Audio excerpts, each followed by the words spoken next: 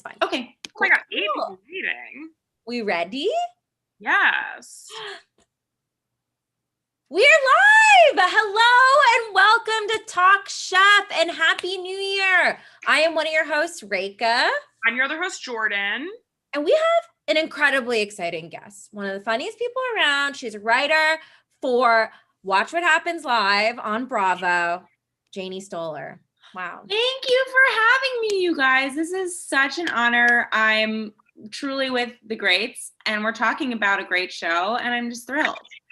Jason Bryant, one of our favorite viewers, says hi, Janie. Hi, Jason.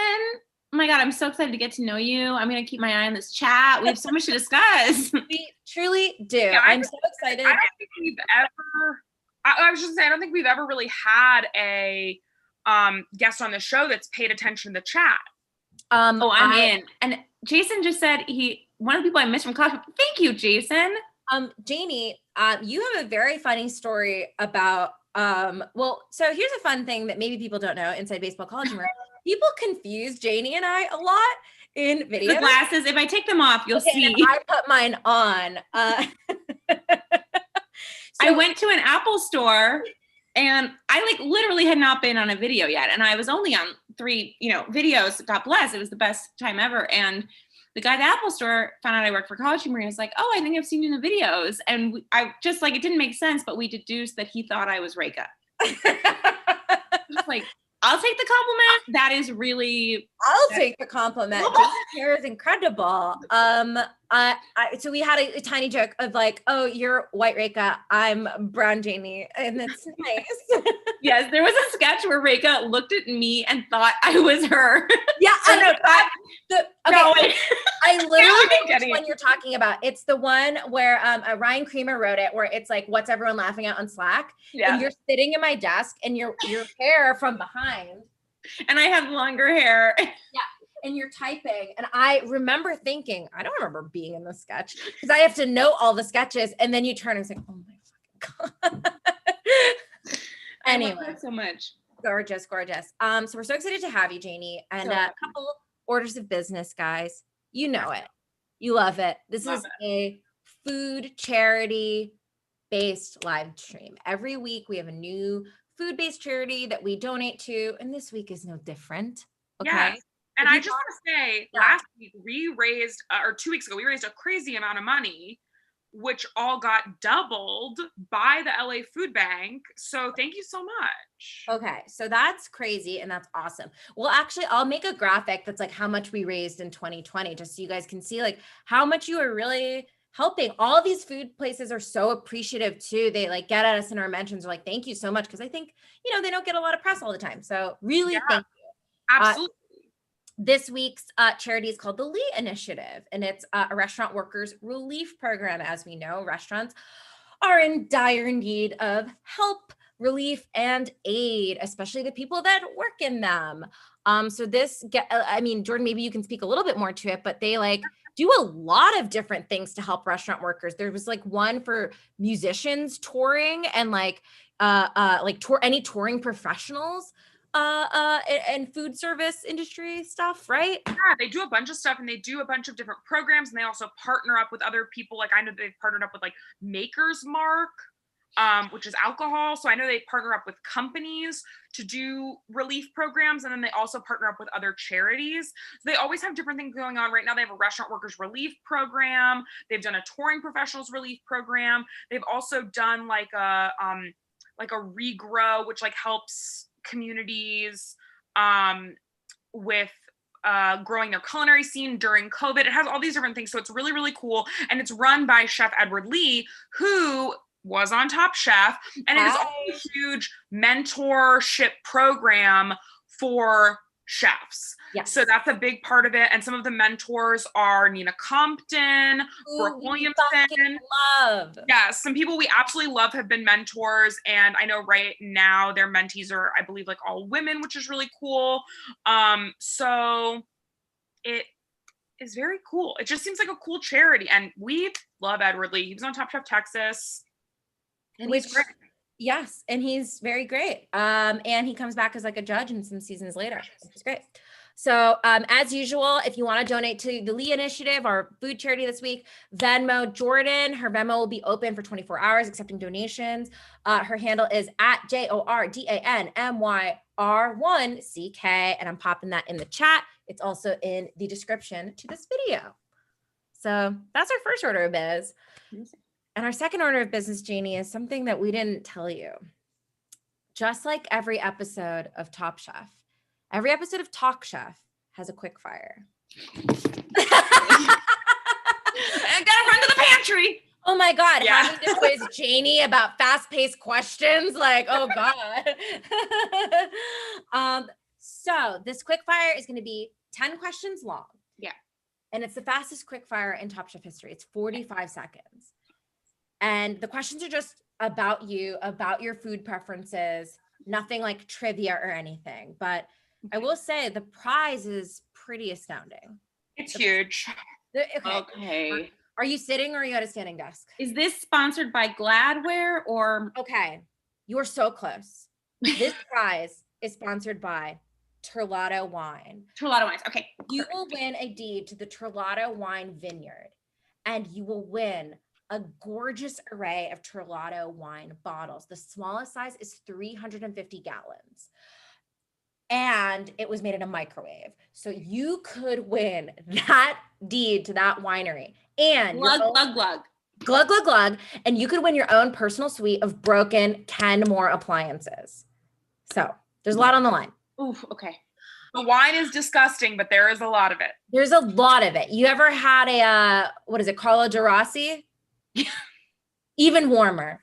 You know what I'll tell you?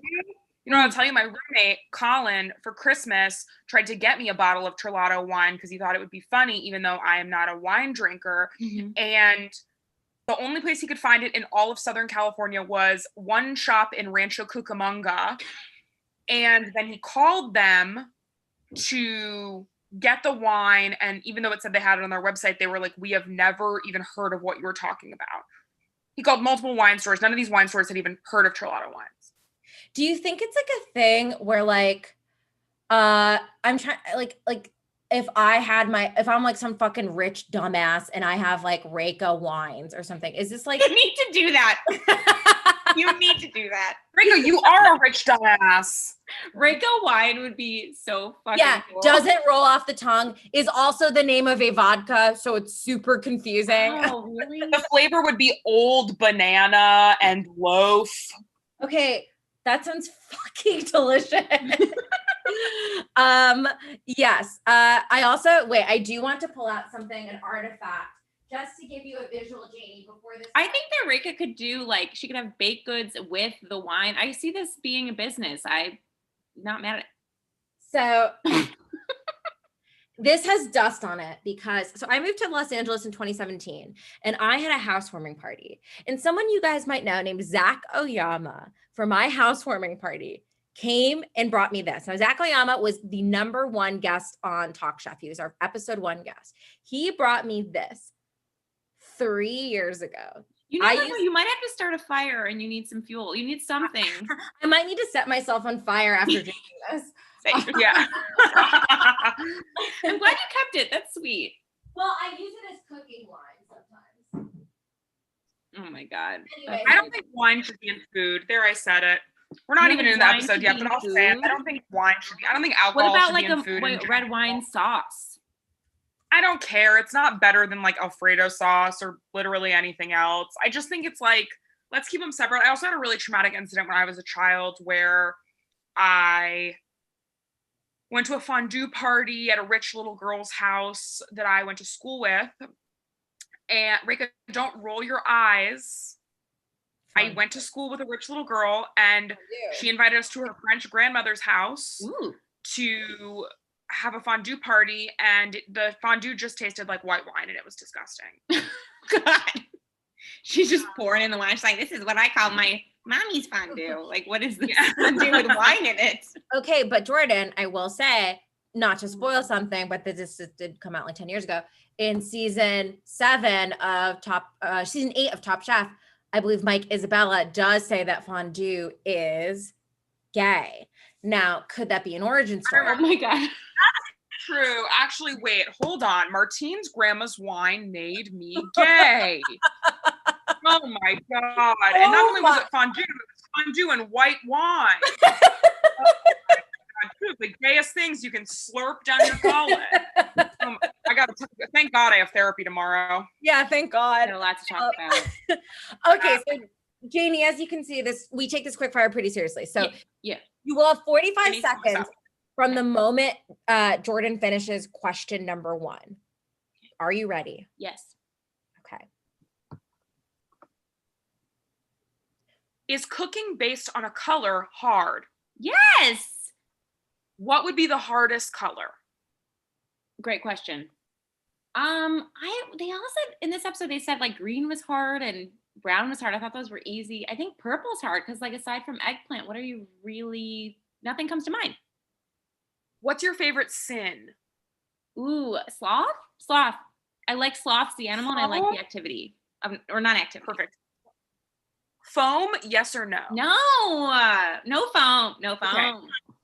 Original Queer Eye or Queer Eye reboot? Okay, wait. I do like on cappuccino. I like an oat milk foam. I love both Queer Eyes. They're both iconic. In retrospect, we would not go back and watch Queer Eye, the first one, and think it holds up. But this one probably won't hold up in time. In time that we just have to treasure for what they are. You know what, Janie, I appreciate about that? You're the only guest that's kind of like, I don't fucking care that there's time. I'm going to give you my full. It's not complicated. No, I love that. I think that's great. Thank you for cutting me off. Do the rest of the episode. Janie acted like this was her only opportunity to discuss her thoughts in the episode. Which I love, because wasn't Queer Eye also a Bravo property? Yes. Okay. So I love that. I love you giving us the inside scoop that both are good in their own ways. Yes. I'm a big fan of the reboot of Queer Eye. In fact, I rewatched all of it recently. Oh, me as well. Me as well. Mm-hmm. Me as well. Now, we could have a discussion about Anthony another time. But we're talking food. We got to talk Anthony. He's the #1 chef in America. Let's be real. He's the #1 chef. He's the #1 chef in America. That's actually true. Yeah. #1 chef. Top chef. It's truly incredible. Oh my God. Can you even imagine Anthony on Top Chef? Can you even imagine? I think Anthony would have a Steven from season 1 vibe. I think he'd be like, well, I'm here to educate and make you eat healthy. Right. Hi, Padma. I know you said to do like a macaroni and cheese challenge, but I thought it would be nice if I made my macaroni and cheese with almonds and smoked salt instead. Yeah. Ugh. I hope everyone in the chat forgives me for going over time. It seems like I think they all love you. Everyone said they really miss you from College Humor videos. They like you. Thank you so much. I think we've never had someone throw caution to the wind. I love that. Okay, and oh my God, okay, we have someone in the comments rolling in and saying that they had Anthony on a show and he sucks. Wow. Okay. I don't know if we're gonna get sued for this, but I'll say allegedly Anthony sucks. Okay, I buy it a little bit. I buy it. I mean, I'm gay, so I can say that. You can say that. You had that wine. You can say it. Okay, yeah, you say wine. Okay, exactly. Honestly, that would be a great sponsor for Top Chef. Okay, great. So, moving right along to the episode. So, go ahead. I did this last week too, and I know it's annoying, but I just want to touch on something that they show at the beginning of this episode, which is a recap of last week. So Janie did see this, but Marcel, after they win, being like, sure, Sam was technically in charge, but I didn't really need much guidance or leadership. That was really wild to me. I think I had kind of softened up on Marcel, and I was like, maybe he's not that bad. And then I didn't really register that with me 2 weeks ago, and then seeing it again today, I was like, no, Marcel sucks. This is a unique, you all know how I feel about season 2. This is a unique season where I think there is such a high proportion of villains of different flavors. Yes. Like, it is so hard. The question I wrote for this episode is like, well, not for this episode, for this season, is like, who is bullying whom? Everyone is so fucking annoying and mean to each other, which is a binary we've talked about on this show before, Jordan, because you said you can tolerate annoying, you can't tolerate mean. It's true. And I think I agree. I thought that I can tolerate annoying, but it's like, I attribute annoying to like personal preference. I'm like, this person just isn't my cup of tea. They're a little annoying. But mean, I'm like, yo, No, you can't be mean. It's easy to just be nice. I agree. And this season really tests the limits of that binary. Yes. Now, Janie, as a Bravo encyclopedia, which I know you are, God bless. you've seen Top Chef before, right? This is not your first rodeo. No, it is not. Have you seen this season before? In situ at the moment, yes. Oh, okay, great. It's honestly totally fine if you don't remember the rest of it. Like when you were coming into this season or when you come into this episode, did you have any like memories that you remember that stuck out that then got fulfilled or that you remembered the episode differently? Such a great question because I texted you. I was like, oh yeah, season 2 full of hotties. And then I went back and watched it. These are all very young people. We have now become older than the top chefs, which I didn't expect. I did not remember Elan virgin shaming Marcel. That I did not remember. I did not remember how much I would relate to Betty come 10 years later, my soup girl. I also was like, okay. I mean, just put a pin in that because Betty's my girl. Like we are soup queens. We drink soup out of glasses. That is every meal's a soup. But I also so there's something Marcel said that really stuck out to me. And I've been thinking about it. I've been walking around thinking about this. He said, this is not a personality competition or something like that. This isn't about personalities, about cooking. And I was like, I fully disagree. This show is a personality competition.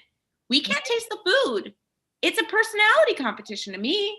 Janie, that's so interesting because we've talked on this show about how Top Chef is one of the shows that as it grew truer to its food roots rather than reality TV roots. I think as the seasons progress, it gets less focused on drama. This season is the most drama-filled season to me of all 17 seasons.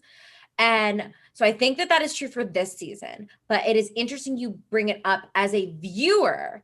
It is a personality contest because we can't taste the food. Yeah. That's really interesting. Like any other show, I mean, Drag Race has a million things you could judge on. You could be like, I don't like the way they perform, but I like their outfits or their look. And then this one, you're just like, I trust the judges. I trust it tastes good. Yes. I have a question, Janie. I know, you and I talk a lot about this. I know you're an enthusiast of reality TV, plastic surgery, people lying about their age on reality TV.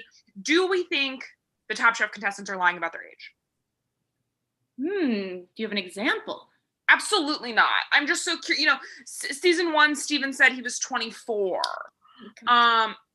And just anyone on the show, is there anyone that we're like, absolutely not, that person is older? I don't think this season there is. Some of them, they actually, it's like also, they don't all look polished. So it's interesting. They do look like people who've been working in a kitchen. They don't look like celebrity chefs. I think especially in the early seasons before they like Top Chef becomes a thing. Yes. Yeah. Like Michael's on TV with a hole in his mouth this episode. He just has like a hole in his face, comes out on, morphine, just like tripping the whole episode. That would never happen. You'd be so polished these days. I don't know if the age is an interesting thing. That's interesting. Yes. We love talking about Top Chef conspiracy theories. I will say Google, and maybe this is unfair of me, Mikey plus herpes Top Chef. Because I was like, is this like a weird cover up where like, I don't care. Outside his mouth. It wasn't in the mouth. I was like, I don't care if he has herpes. I'm just curious if this was like a cover up story for whatever year, 2007 or 2008. I buy it. Yeah. I also was curious too, when he was describing what it was, he was like, oh, they pulled my tooth, and it was like when your mom cut your hair in the kitchen and she's yelling at your sister and she's on the phone. And I was like, did they not let him go to a dentist? Did a Top Chef producer pull one of his teeth out? That's exactly what I thought when he said that. I was like, is coming in like an immigrant dad being like, all right, hold still. That's very interesting. I was kind of like, I would love to hear a little more about that, but I don't think. Yeah, Leanne came in, or our Sandy Bird song came in and pulled his tooth out. It looked like it. It didn't look like a good job. Look bad. So funny. Okay, so hopping right into the episode. We get some virgin shaming right up top, which absolutely not. the most boring insult ever. Read a book. And then we get a brief introduction of Padma's vest, which was really interesting. Tiny. Love the tiny. So crazy. And then we enter the quick fire, which was you have 30 minutes to create a dish around a color that you pull from the knife block. Now, I'm with you, Janie, from what you said in the quick fire. Brown seems so easy. I think all the food I eat is some form of brown to orangish brown. Absolutely. Yes. Absolutely. And you have dessert, you have grains, you have a million options you could do with brown. A potato. A potato. If you have white or if you have brown, a potato. It's like that meme, the handshaking. The two big muscular eye. Strong arms. Baby. Incredible. So everyone complains about what color they draw. Betty's dish to me, because Betty talked about how she's like, I think the purpose of this challenge is green. So I am curious, Janie, you said that you very much, I'm going to unpin this, identify and or relate to Betty. Go on. Oh my God, I'm such a Betty. She gets green. She puts asparagus on a green tortilla or something, and zucchini. It looked disgusting. She got her pigtail. She went around with a little hat on. She's the only one wearing a little chef's hat. It's like her own design. And they just keep talking about how much she makes soup. And I'm like, I make soup all the time. I'm Betty. And I'm just like I'm not fighting with people. I'm not even aware it's happening. I'm just running around with my little hat making soup. Okay. Well, here's what I'll say. That's a nice little interpretation of Betty from this episode. I will say, I consider Betty to be one of the bullies in other episodes. Yeah. Sorry, Jane. I don't like her on this show. I think she flips out at Marcel, and sometimes in warranted ways where I'm like, I am sure Marcel is 3,000% more annoying than he is on screen, if it's possible. But like, something has to have happened that we did not see, because like Marcel will literally be like, hey, can you help me plate this? And she's like, don't snap at me. Also the idea that like she's what, in her like 40s? Yeah. And she was an actress. Yeah, and he's like 23 years old. Yeah. I feel like that would be like me getting like into a fight with like a 13-year-old boy. Like I would just be like, oh, okay. Yeah. Like, I just Agreed. Yes. And I mean, like, it is not her job to like nurture Marcel's immaturity or anything. Sure. I think everyone is just so fucking annoying. It's like a weird, like, is it two women or is it a vase? Like, who's being mean this episode? I can't figure it out. Everyone has a turn. Like, you don't see it coming. Like, Sam Talbot is like low key most of the episode, and then he explodes, and then this person explodes. Like, everyone just randomly gets set off. That's where we're like, did you cut something out? It must also just be reality TV nerves where like you're in a house. Yeah, go ahead. I was gonna say, they're like halfway through the season now. So I think it's really starting to set in that, you know, they've been here for a while. I think the shininess of it has kind of worn off, and they're a bunch of adult strangers sleeping in bunk beds. We had Katsuji on last week, and we talked about like the mind games behind some of the weird practices of like how the house is set up. Like, you paid for in like season 17, they have like a house in the fucking Hollywood Hills. Yeah. Gorgeous views, a fucking mansion, bunk beds. Like, right. Why? Why? Yeah. Right. Really why? Interesting. Okay, so moving into the dish. I want to say, go ahead. So sorry. Can I say one more thing? Absolutely. We're talking about it in the chat a little bit. I don't care that Cliff is colorblind. Is that rude? I'm like, you're an adult. You know what's what color. It's not like they're like, these are things you've never seen before. Well, what's what color? This comes up on the show. Like, sometimes they'll be like, do a shellfish thing, and the person's allergic to shellfish. And I think sometimes that is unfair because you are. I think that's harder. That's so hard because then you have to get Nicholas Elmy to taste your food for you. Yeah. I find those things unfair. I thought him being colorblind, I don't think that was right. I think it's a bummer. I will say most people I know, like, so fun fact, Mike Trapp is colorblind for green and red, which people don't realize. And he's a big cook. I don't know that it affects him a ton. I might be speaking out of turn, Mike Trapp, who is not watching this. But he doesn't He's never getting like a cook purple in his life. That's never happening. That's true. Yeah, maybe you're right. I just think that they really like, I'm not saying it's not a disadvantage. I think it is, but he is a professional chef who generally knows what colors things are and he can still taste his food. So I think they played it up a little for drama. I agree. I bet you the producer asked, he was like, yeah, I'm colorblind. Like, ooh, and they asked him like 750 questions about it. Yes. But I agree. There are challenges that are suited more towards some people than others by like coincidence or That's just what whatever, it is. which sucks. Yes, Kelly, big cook. Oh yeah, Jacob Andrews from Drawfee is colorblind. He's an cool, incredible illustrator. My God. Watch Draga, watch all the Drawfee shows. They're incredible. Wow, I love that. I take back what I said. Yeah. Thank you. Yes. Okay, so great. So we get this challenge. And Janie, we usually go through all the dishes they make and give a quick thumbs up, thumbs down. The criteria, whatever you want, we try to say like, is it a good Top Chef dish? Mm-hmm. You can also just rate like, would you eat this or not? Great. Generally, I would eat almost anything on the show. But yeah, whatever criteria you want. I will say Marcel's looked like diarrhea. That's the last note I wrote down. And Betty's looked like what I hate about when people make vegetarian food. Yes. So, starting with Elon, he had the color red and he made steak tartare with sliced grape tomatoes and red taro chips.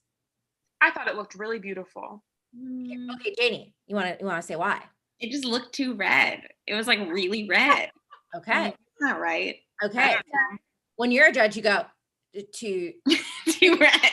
You red. The challenge. You go less red. You did the challenge too well. Yep. I'll say I'm a little bit of a root and tuber bitch. So you say taro chips and I come. Yeah, that's true. That another shirt. I don't know now. I don't know. Okay, so next we've got Betty. She got green. She made what she has called, I'm going to give it a thumbs down, a green zucchini tamale. How was it a tamale? There was no tamale aspect. Well, Janie, if you consider that a tamale is anything that has anything, then it's a tamale. If you consider a tamale, it's a food you eat, then it's a tamale. Then this was the best tamale I've ever seen because it was a zucchini with asparagus and pine nuts in it. When I looked at this, so I've got an issue with zucchini. I know I'm talking a lot. It is because I've had a drink. I think zucchini is what people think of. They think of it as a vegetable, and it is. Right. But you do have to season it. And Yeah. Jordan and I disagree on this in some ways because I have like a lot of zucchini. Like Zucchini is good. I have like issues where like people will give you a vegetarian sandwich and it's on like dry whole wheat bread with like 3 inches of sliced zucchini ribbons, no sauce, bean sprouts, and like the white tomatoes, like the tomato that is so bad it looks white. And that's like your sandwich. And you're at JFK and it costs $14. Absolutely. Yeah. And I fucking hate that. Yep.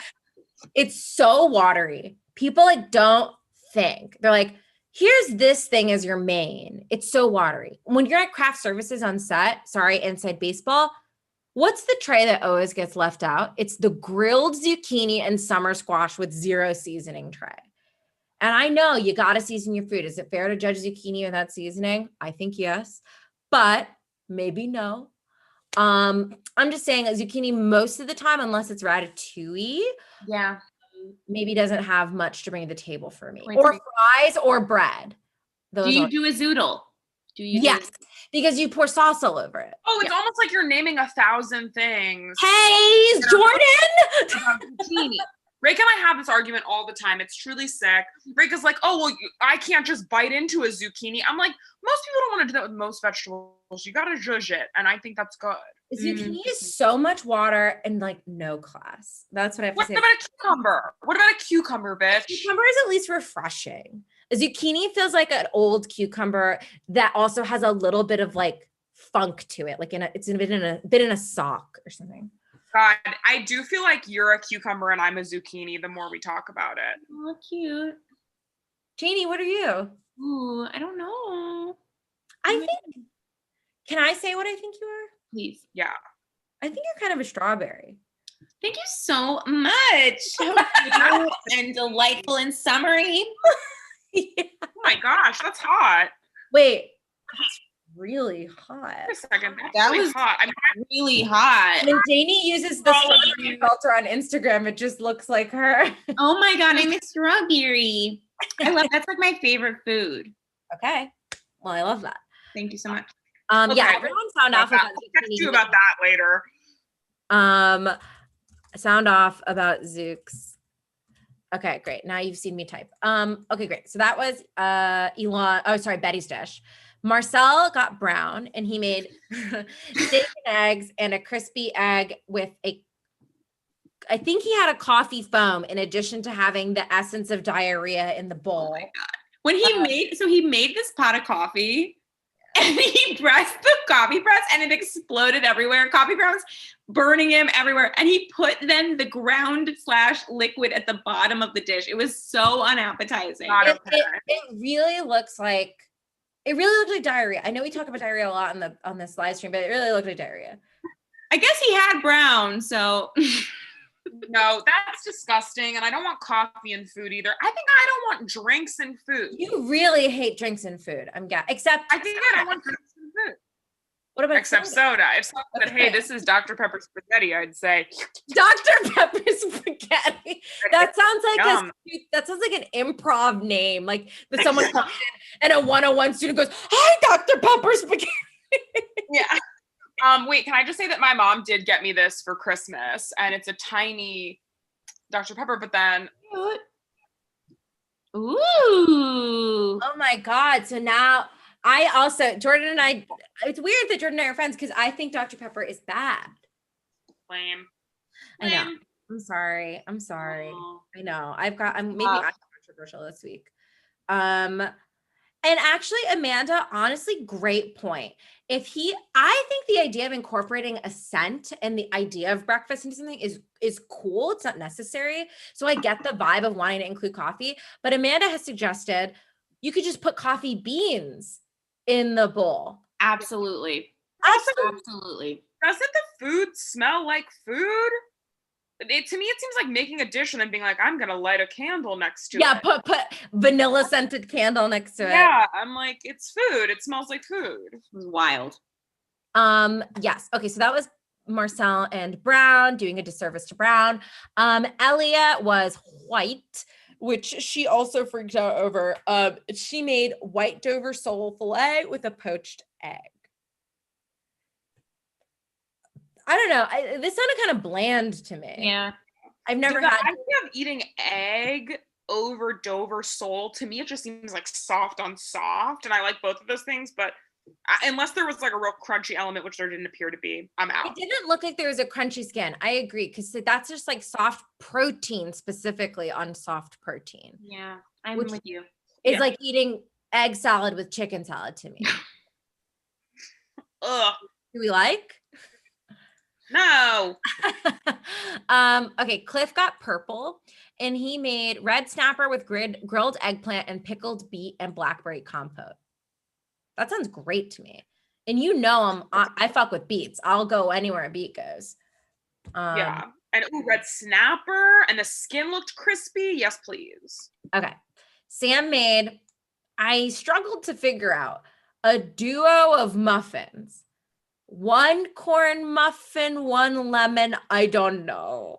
That was weird. I have truly I would eat it because Sam's great, but I don't know what he made. What color did he have again? Yellow. No. Muffins? It was too weird. It's like corn is yellow. Like I get it. But like for me, I think like turmeric. I think a little bit of saffron in something. I think like lentil. I mean, I know they only have 30 minutes, but whatever. Wow. And then Mikey got orange and he made sushi rice with salmon and carrot chips.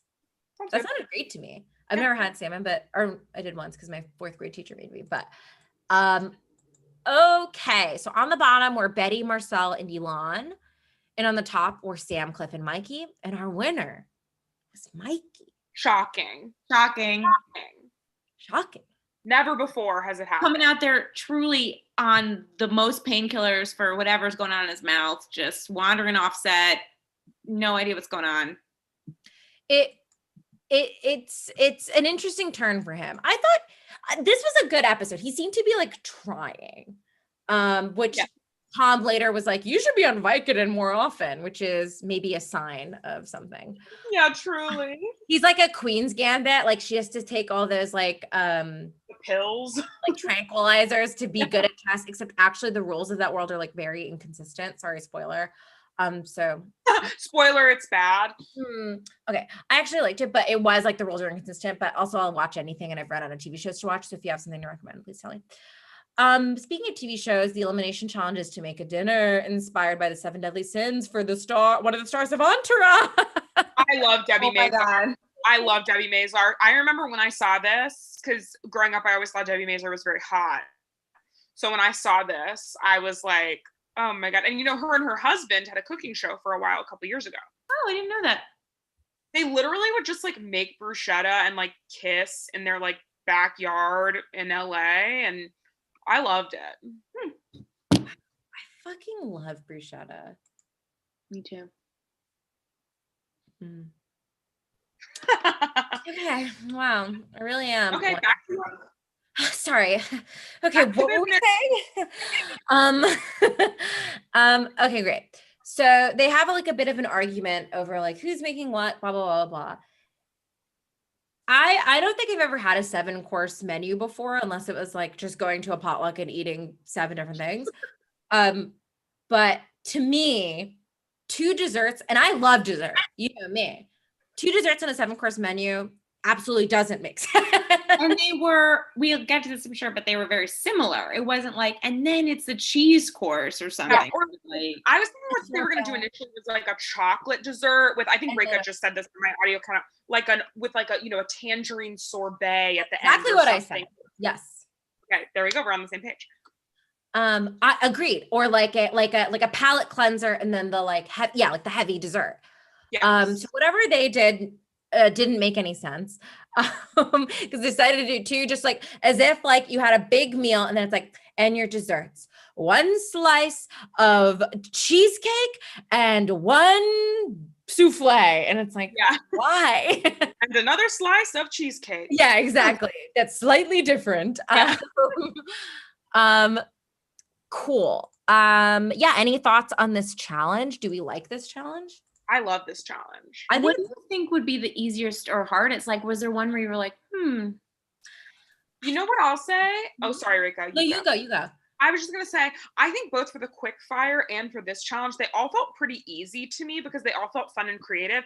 That being said, I do think the hardest thing out of any of them would be gluttony because it is the only one directly related to food. So I think finding a way to translate gluttony that's not just like, oh, I'm going to give you a lot, or like, oh, I'm going to give you a stick of butter, like making something that's tasteful but still gluttonous, I think would be the hardest. That being said, I think all of them are decently easy. To me, I thought pride would be hard. And maybe envy. The way Mikey did it, I thought was like honestly sort of genius. But maybe I'm giving him too much credit. What about you, Janie? I thought lust would be the most fun. That one I think you could go crazy with. I agree. Pride, I was like, I have no idea what I would do for pride. I thought they all kind of did a good job interpreting it. Like what Elia ended up doing with pride was like, oh, yeah, like a big turkey you carve or chicken you carve at the table. That makes sense. Makes sense. Cool. So let's run through these. Oh, I will say also that who was it? I think Cliff said Debbie Mazar was cute as a button, and I was like, ew. Yeah. Also wrong. Debbie Mazar is not cute. That's not the way you. Debbie Mazar is so sexy. Yeah. So it felt bizarre. It felt incorrect. Okay, Jordan, this might be spilling a little of tea, but I'm like, I know this about you, and I know that Lily reiterated it to me today that you, I am short, and short women get treated, I think, with a little more kindness in society because they're like, oh yeah, little cute dumplings or whatever the fuck. To me, this struck me as that kind of moment where maybe it does negatively affect. I'm like, Debbie Mazar is not cute as a button. What the fuck? She's not Right. 7. Absolutely. I fully agree with you. Yeah, it's like men being like, she's cute, because then it's like kind of a digestible way to Like, process. A yeah, woman is so much better than you could ever be. yeah, she's like a really successful actress.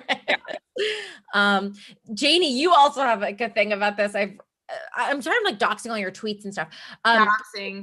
Yeah, here's her address. No, where you said the thing once about like how like all women at companies, when they're being referred to as like good employees, are called like rock star. Rock star. Badass. She's a total badass marketing manager. And you're like, I want marketing queen, bitch, is your promotion. Wow, rock star is rock so star. I was funny. like, oh, can we stop calling women? Do they call men rock stars? I'm willing to be corrected. Can we stop calling women rock stars at, I would like 12, but I was getting called it at 30. And you're like, at some point, I should just get more money. Yeah, I think Yeah, I just mean like, I think you just she owns it. Competent, proficient, or talented, right? Not like bad bitch. Bad bitch. She's a badass. She got promoted to badass Esquire. She's the like does our mailing list. The badass. Like, let's be honest with what this job is, what I do here. Yes, Jason is quoting the sketch Janie wrote for college tour, and she owns it. That's a really great sketch, actually. Jason. Which we had. I remember we had a big discussion on how to title that because we didn't want the wrong type of person to watch it. Yes, the one who'd be like, yeah, women do suck. Yes, exactly. Yes, this is why women can't be CEO. Eye infection going on during that shoot, and the makeup artists at College Humor are the most talented people. Like, were able to make me look somewhat human, and I was walking around it was like this. They used like the special effects monster makeup on me. It was really great. Anyway, I just love them. Yes, shout out to Denise Valentine, Kathleen Pardo, and Lee Schwartz. Yes, we love them. Perfect. Okay, great. So our first course was Sam, who got wrath, and he made spicy shrimp ceviche with chili pepper popcorn as like two side dishes in 2 cups.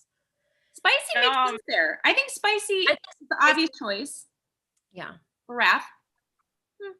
Can I say this is controversial? I don't really like popcorn. Oh, I get that. I'm obsessed with popcorn. What do you mean? Oh my God. Okay. Well, popcorn really irritates my IBS, so I can't really eat it. That's why I like it. It irritates your IBS or it provokes it to being fluid. Okay, it gets things moving, but it's really great food for me because I like to eat mass quantities, and it's, pretty healthy if you make your own and you can jazz it up how you want, but I understand. I just don't think it tastes nice. I think seasoning I think is important, obviously. Like, I think I would almost rather eat nothing than eat popcorn. Fair. But go ahead. Oh, I was gonna say, growing up in Chicago, there's something called Chicago Mix from Garrett's Popcorn. You get caramel, cheddar, and butter. And you open this separator and you put them all together. I think salty and sweet would get me in the door for sure. Because what I would do growing up, get my hands a little dirty, we'd put peanut butter in the popcorn and then just mix it all around. So it's like a little bit of the salt, a little bit of the sweet, the nutty. It's more moist and not a dry piece of shit in my mouth. Fair enough. And that's nice. I've had that Garrett's popcorn and it is delicious. Yes, I bet. Sarah Silverman recently tweeted that she likes wet popcorn. I thought that was remarkable. What is and just because I don't know what that means. I'm not sure either. Like, you pour water? Water or liquidy seasoning or like pepper. Bye, Jordan. Goodbye. Rika kicks me off the chat. You awful taste. Okay, our second course was Betty, who got sloth. And she made, oh my God, Janie, get out of here. I thought this was still a cool interpretation of it. She made slow roasted soups. a carrot fennel soup, a sweet white onion soup, and a beet and red pepper soup. They didn't end up liking these, but I would have tasted those because, again, you say beets, I'm outside your door at 2:00 in the morning. I'm like, where's the beet? But Reka, can I ask you, do you think beet and roasted red pepper is a good pairing? Because here's what I'll say. No, and I also know you don't like red pepper. Yes, I do. You do? Do you don't like green pepper? Bell pepper. Okay, interesting. Okay.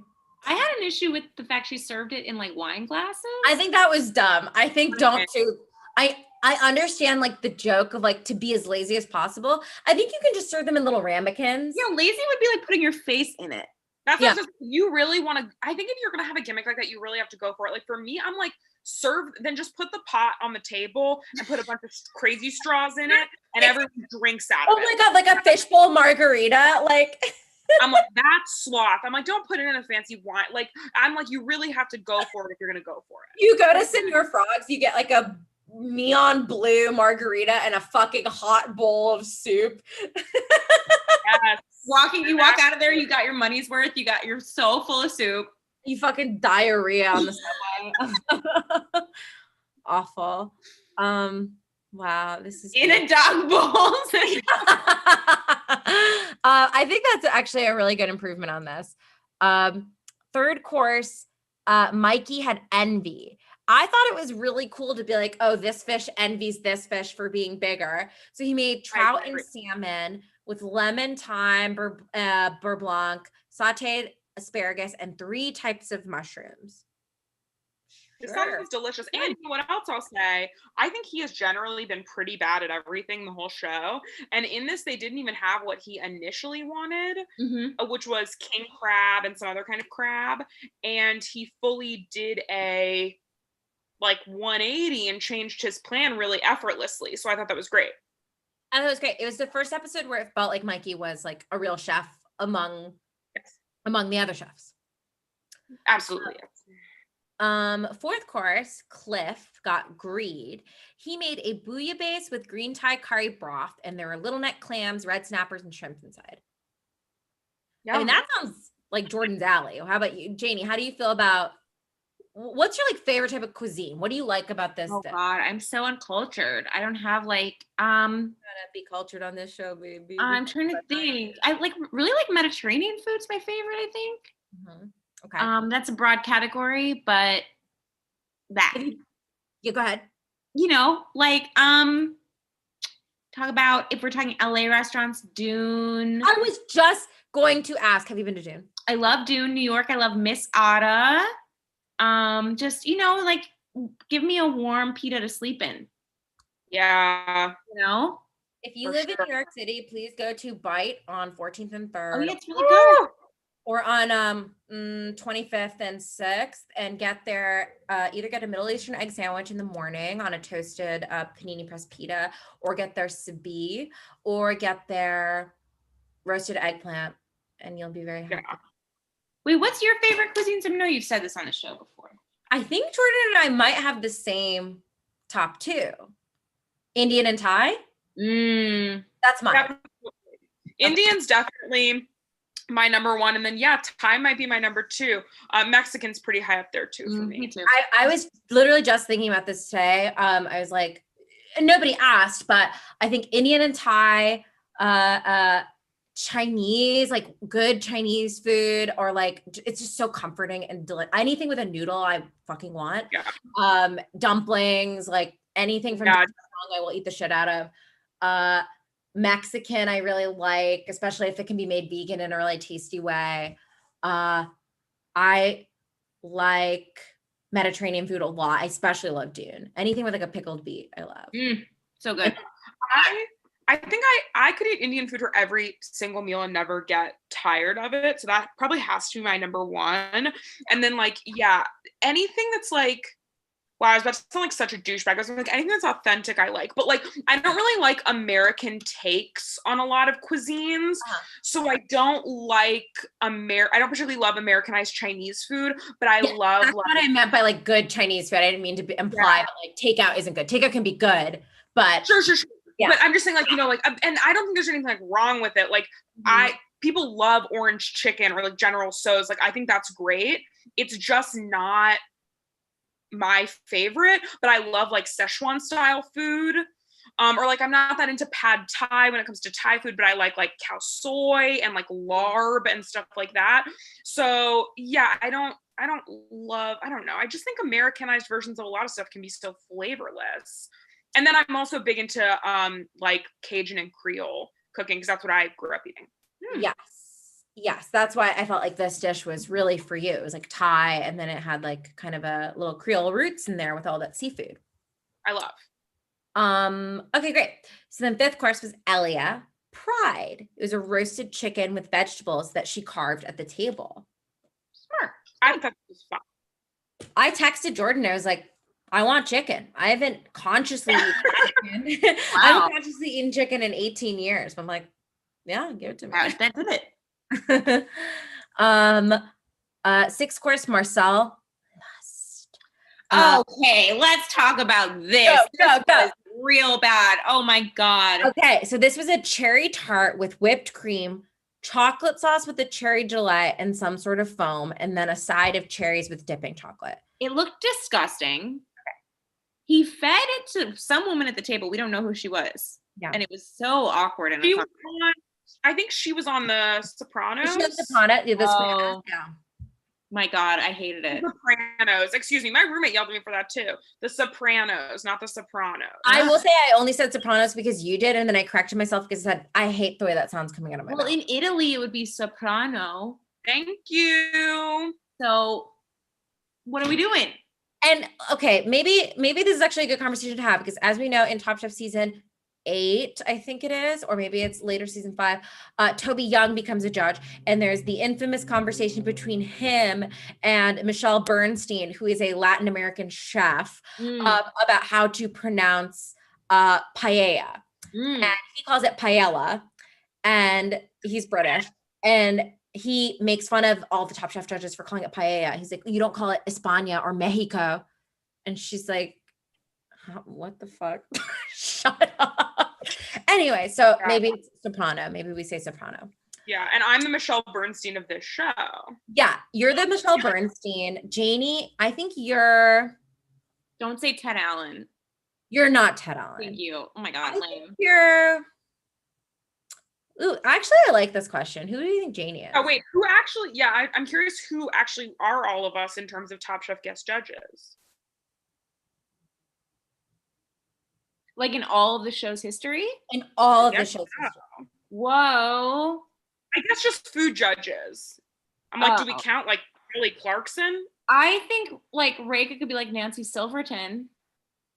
Oh my God. Very classy. Yeah, like knows her bakes. Oh my God. Yeah. Like, but she can be nurturing. This is a woman who probably brings people up in that kitchen. That's so kind. Yeah. Let me think. Who's Jordan? You could be an Anthony Bourdain. You like an authentic. That's true. That's good. You. Janie, this okay. Do we hate this? Sure. I feel like Janie could be the soigné person. Is that fucked? Wait, what's the person? What is that? I don't want to say because that person was like an Instagram challenge, which is not what I'm trying to say. I just think she seems like. I agree with you. Who is this person? Why am I remembering this? So what she did was she like made, she had an Instagram account that was like secret, and the name was like, I don't know, Chef Soigné or whatever. And she made these like beautiful looking dishes that were all out of junk food.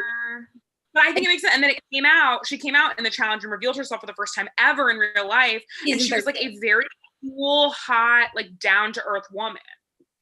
I'm remembering this. What season was that? Season 13. Wow. Well, thank you. That's a huge compliment. That makes sense, because I think you have a lot of like social media knowledge. Thank you.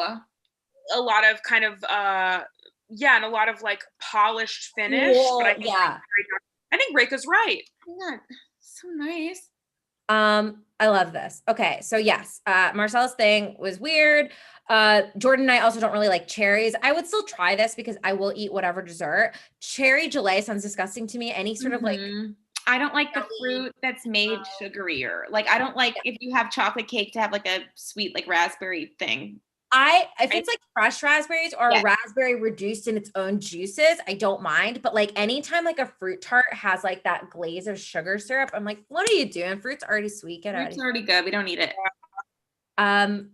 While plating his dish, I will point out that there was a big argument where Marcel at first said he didn't need help and then needed help, and then was like told like, hey, actually hold up. And then Marcel was like, wait, don't do that, to Betty. And then Betty in her testimonial was like, Marcel snaps at me.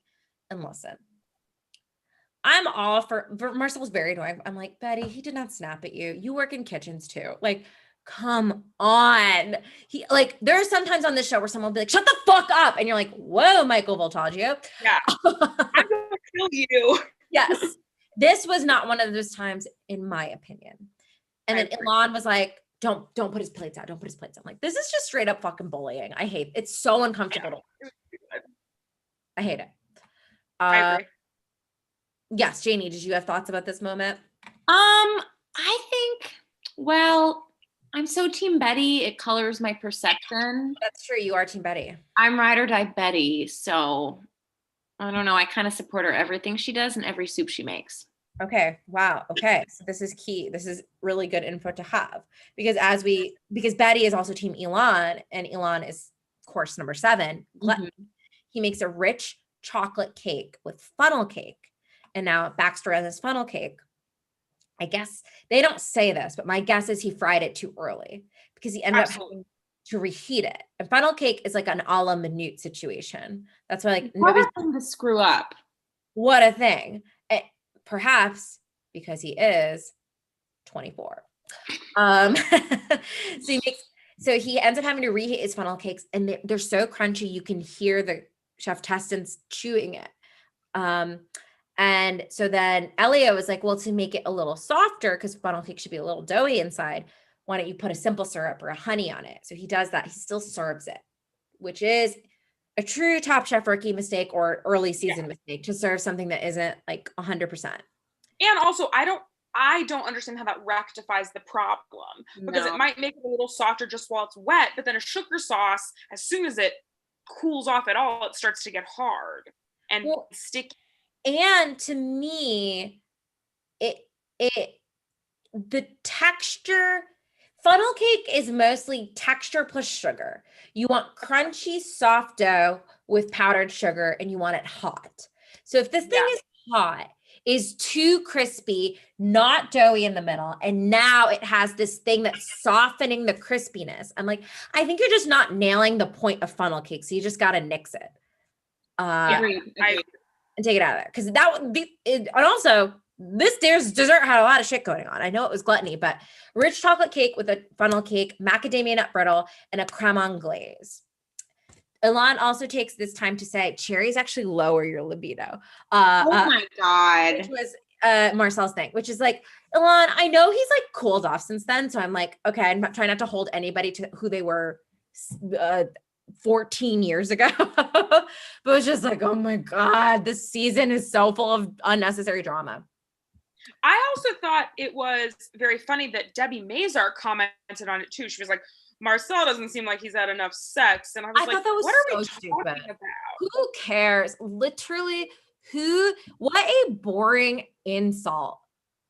Yes. Find something else. Comedy 101. And it was also like, if your dish is amazing, that's still a risk to insult another chef while you put down your food. His dish wasn't good enough. You can't do that. Yes. And I will point out that Christine, one of our fave viewers in the chat, said that they did some searching on Google and could not find anything to back Ilan's claims that cherries reduce libido. Wow. The original fake news. Science. Fake news. Fake news. Fake. Perfect. So any other thoughts before we head to judges table? No.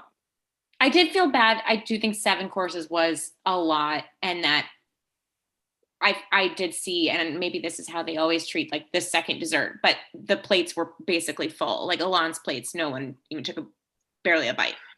Yeah, I think that's really hard. And I think that's not, I think it's like one of those things where it's like, hopefully you hope that if you make it to the next challenge, then in the next challenge, you, I guess, get earlier at the front of the meal and hope that it like bounces out. Well, I think in earlier seasons too, it's not super consistent across the board, but like in later seasons, they will share plates because it is just simply so much food that it is, they don't say this explicitly, but I imagine like it is deemed unfair to eat the last course and be like, I literally don't, everything will taste like shit to me now. I'm so full. Yeah.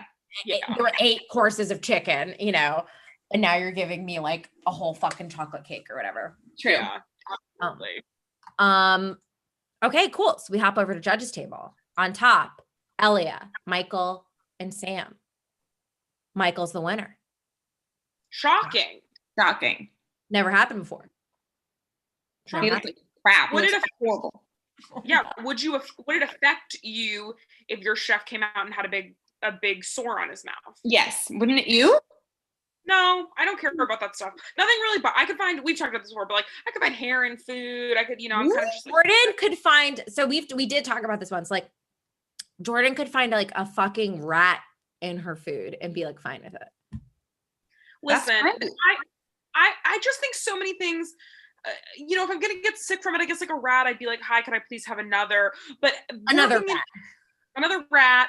But working in multiple restaurants, I'm just like, yeah, when you got, I mean, even in my own kitchen, occasionally you got a bug, or if you're cooking food, a strand of hair gets in it. That's what happens when a person makes it. If you want a meal that has none of that, have a meal built by a robot or a company that comes in a sealed package. I want a person making my meal. So if that means I get a little strand of hair, God bless. Okay, Janie, is it okay if we find your limit? Okay. If there's a hair in your food, do you eat it? If it's mine, yes. If it's anyone else's, no. Okay. So we go lower. Okay. If there's like a piece of another dish, like say you ordered the fucking pad thai and there's drunken noodle in your dish or whatever. I would do that. That's just spoon issues. Okay, cool. Spoon issues are fine with you. Spoon issues, I'm good. Okay, so let's find a middle ground there. What's in between hair and spoon issue? It's got to be something hygienic. I'm like grossed out by DNA. If it's, you know, or like, I don't know. I'm a little germophobic. That's okay. Okay. Because see, we have a little bit of a divide here. So let me ask you this. So Jordan will eat like a rat or whatever. I will eat like very old food if it's mine. I'll eat a banana. There's a famous banana I show the picture of. I can show it to you. Don't show the picture. Don't show the picture. We're gonna lose followers. Don't show the picture again. Okay. Maybe I'll show it, maybe I won't. But I'll eat like a banana that's like way too old. And that's like my philosophy on food is like you can eat anything and it's fine. I would do that unless there's a health risk. Like I get really paranoid about food poisoning. And that's mostly where the hair thing comes from, is like hygiene. But if it's like a moldy fruit, or I could cut around a mold. I'm not opposed. I can cut around a mold. Okay, we're getting a ton of people in the chat asking for my famous banana. Let's see. Once those bananas go brown, they don't taste good. Excuse me. But you can say that. I just have a question though, Janie, because if you're freaked by health stuff, I feel like you're not going to get food poisoning from a piece of hair. You're going to get food poisoning from old food, which is what Reika eats. I think it's an evolutionary thing where it signals like, oh, this is not hygienic. The practices in this cooking preparation were not good enough. Like I will get really paranoid about food temperature, about like if something, is potentially at a salad bar or whatnot, like what's going on with that salad bar, who's touching what, you know what I mean? Or okay, Janie, sorry to interrupt. No, I can go on forever. Would you eat this banana? Okay. Let me tell you something. I've eaten bananas that look like that because if you freeze them, they kind of look like that. But I wouldn't eat it raw. I would probably try to bake with it. Or you put it in like a normal person. Yeah. I do bake with these, but this one. Did that taste good to eat? Because I would think not. It's very sweet. No. So No.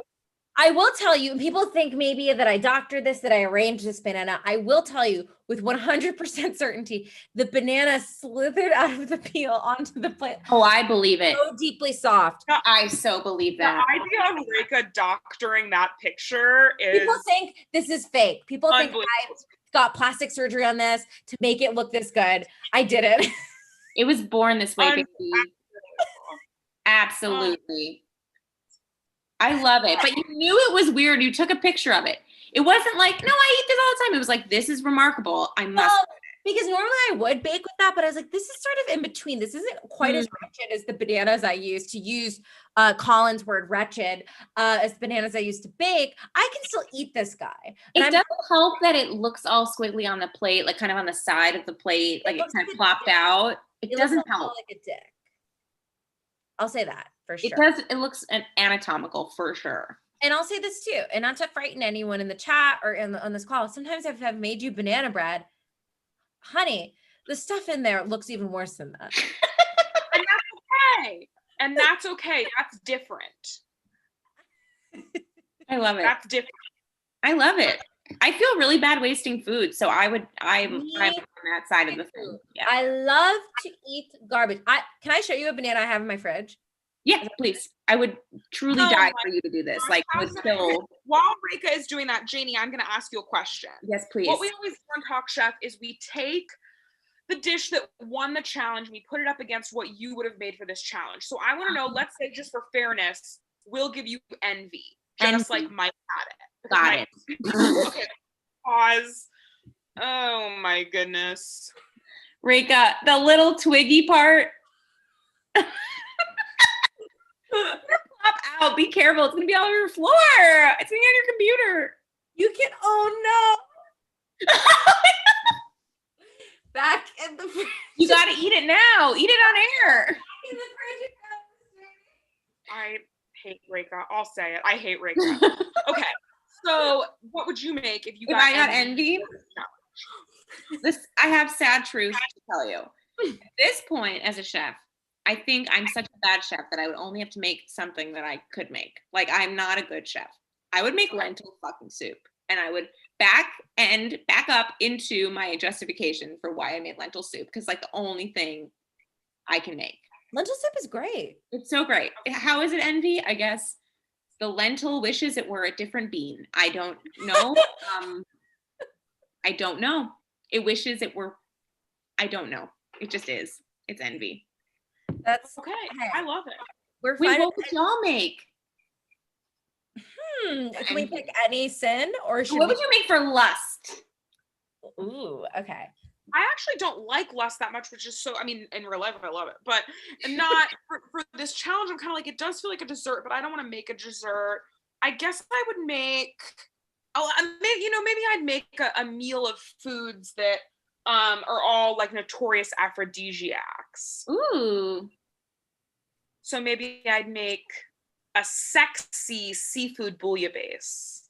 Sexy seafood bouillabaisse. Love that. I might make some sort of cake that has like an oozy center. Like an oozy center or an oozy chocolate center. I like that. It runs. Or if I want to do that banana. I would use that banana and just kind of let it peak. Hi, Georgie. This is Janie's cat. Everyone, she says, I'd make cat food. Yeah. Oh, fucking so boring, basic. I know. I might make something that has, I sent Jordan a really hot picture of like a soft-boiled egg that was like running down like a thing. I might do something like that. That's just like totally like, I don't know, something drippy, I think is what I would do. Yeah, I like it. For sure. Great, better than mine. Okay, thank you so much. Wow. Okay. So Janie, by the way, Betty got eliminated. Okay. So and honestly, about time, I'll say it. Yes, I'm all for catering chefs like going super far and people without restaurant experience going super far. I found Betty kind of annoying this season. I find everyone annoying this season, as everybody knows from literally every episode. Yes. So like honestly, probably anyone except Sam going home is fine. But Janie, one more thing is you are top chef.